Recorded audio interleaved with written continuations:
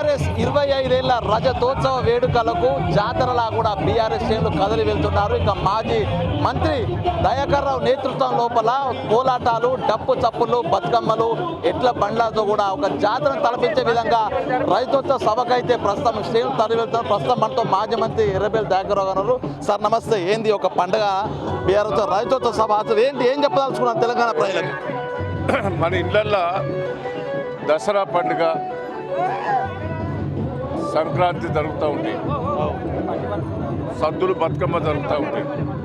అయితే ఒక 10 రోజుల ముందే అన్ని పండుగలు ఏర్పాటు చేసుకుంటారు. బంధువులు పిలుస్తారు, స్నేహితులు పిలుస్తారు, అందరిని పిలిచి దావత్ రోజు చేస్తారు.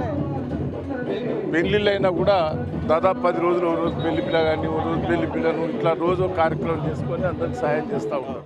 అయితే ఈ కార్యక్రమంలో లోపల 20 సంవత్సరాలు తెలంగాణ అంటే టీఆర్ఎస్ పార్టీ, బీఆర్ఎస్ పార్టీ ఈరోజు స్థాపించి 25 ఏళ్ళకు రేపు అవుతున్నది.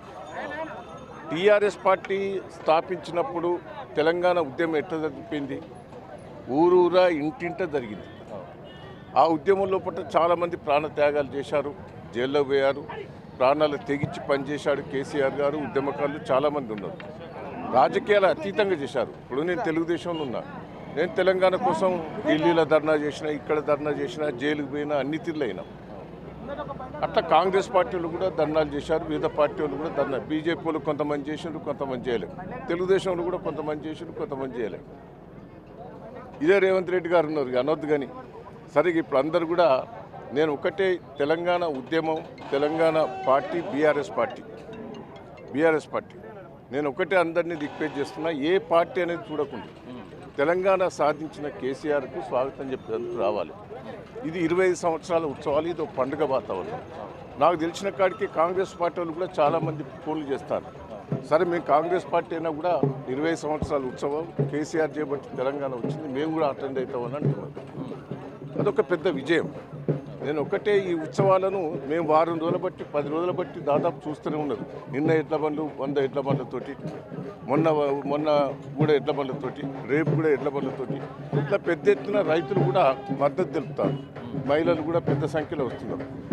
రేవంత్ రెడ్డి గారు కూడా ఇచ్చిన హామీలు కూడా సరిగ్గా నిలబెట్టుకోలేదు. ఇది కూడా ప్రజలలో వాళ్ళకి వ్యతిరేకత వస్తున్నది. మెయిన్ ముఖ్యంగా కేసీఆర్ గారిని చూడాలి, కేసీఆర్ గారు స్పీచ్ వినాలి, ఈ విజయోత్సవ సభలో పాల్గొనాలని పెద్ద సంఖ్యలో ఇవాళ 120 మంది పాల్గొనడం జరిగింది. 120 బండ్లు, మహిళలు కూడా పెద్ద ఎత్తున వచ్చారు, కార్యకర్తలు వచ్చారు, ప్రజలు వచ్చారు, రైతులు వచ్చారు. ఈ ఉత్సవాల లోపల పాల్గొన్నందుకు కూడా రేపు 11 లక్షల మంది వస్తారు. ఏర్పాట్లు కూడా దాదాపు పూర్తయినాయి. మా స్పందన విపరీతంగా ఉన్నది. ఇప్పుడు వర్ధన పెట్టినే ఉన్నది. నేను దాదాపు నాకు 20,000 టార్గెట్ ఇచ్చాను, దాదాపు 30-32,000 పోతుంది. పాలకుర్తి 20,000 టార్గెట్ ఇచ్చింది, అది 26-27,000 పోతుంది. జనం వాలంటీర్గా వస్తున్నారు.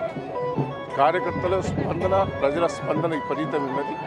ఈ ఉత్సవాన్ని ప్రతి ఒక్కరు కూడా దయచేసి సహకరించవలసిందిగా మీకు చెప్పేసి. అంటే ఈ విజయోత్సవాల లోపల తెలంగాణ ఉద్యమం ఏ విధంగా జరిగింది, భవిష్యత్ కార్యాచరణ మీద ఉండబోతుందా? ప్రభుత్వ వైఫల్యం మీద మీరు ప్రతిపక్షంగా మీరు నేనేందంటే 25 సంవత్సరాల ఉత్సవాల మీదనే మేము జరగబోతుంది.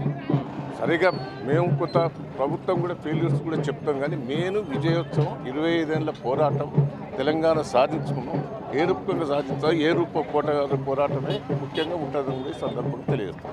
ఈ 15 ఏళ్ల కాలం లోపల కొంత ప్రతిపక్ష పాత్ర సరిగా పోషించలేని విమర్శలు. సో ఇక నుంచి అయినా కూడా యాక్టివ్గా ప్రతిపక్ష పాత్ర పోషిస్తారు.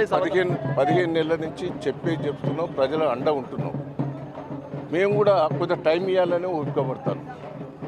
మేము ఒకటేసారి ఒక 6 నెలలు పట్టిన, 1 ఇయర్లో పట్టిన తీసుకుంటా పోయి నువ్వు ఇది ఫెయిల్, అది ఫెయిల్ అంటే కూడా మంచుకుంటుంది. సరే, ప్రజలకు ఎక్కడైతే కష్టాలు వచ్చినాయో, నష్టాలు వచ్చినాయో మేము అందరం కూడా ఎదుర్కొంటున్నాం. కేటీఆర్ కానీ, హరీష్ రావు గారు కానీ, ఇదంతా కూడా ప్రభుత్వం దృష్టికి తీసుకుపోతూనే ఉన్నాం. కొన్ని వాళ్ళు సాధ్యమైనవి చేస్తున్నారు, సాధ్యం కానీ వదిలిపెడుతున్నారు. ఏది ఏమైనా కూడా ఈ విజయోత్సవ సభ తెలంగాణ సాధించుకున్న విజయోత్సవ సభ, దీంట్లో అందరూ కూడా హాజరు కావాల్సిందిగా విజ్ఞప్తి చేస్తున్నాం. Okay, thank you. ఇది మొత్తంగా మాజీ మంత్రి ఎర్రబెల్లి చెప్తున్న మాట. ఒక జన జాతరలాగా ఈ బీఆర్ఎస్ రైతోత్సవ సభ వేడుకలు జరగబోతున్నాయి. 25 ఏళ్ల పాటు చేసినటువంటి కార్యక్రమాలు, భవిష్యత్ కార్యాచరణతో పాటుగా కూడా రాబోయే రోజు లోపల బీఆర్ఎస్ పార్టీ చేయబోయేటువంటి దానిపై కూడా ఒక నిర్దేశం ఉండబోతోంది. ఇక ప్రజలందరూ పార్టీలకు అతీతంగా వచ్చి ఈ యొక్క విజయోత్సవ సభను పూర్తిగా విజయోత్సవం చేయాలంటూ కూడా ఎర్రబెల్లి పిలుపునిస్తున్న పరిస్థితి. సంతోష్తో వేణు బిగ్ టీవీ, హన్మకొండ.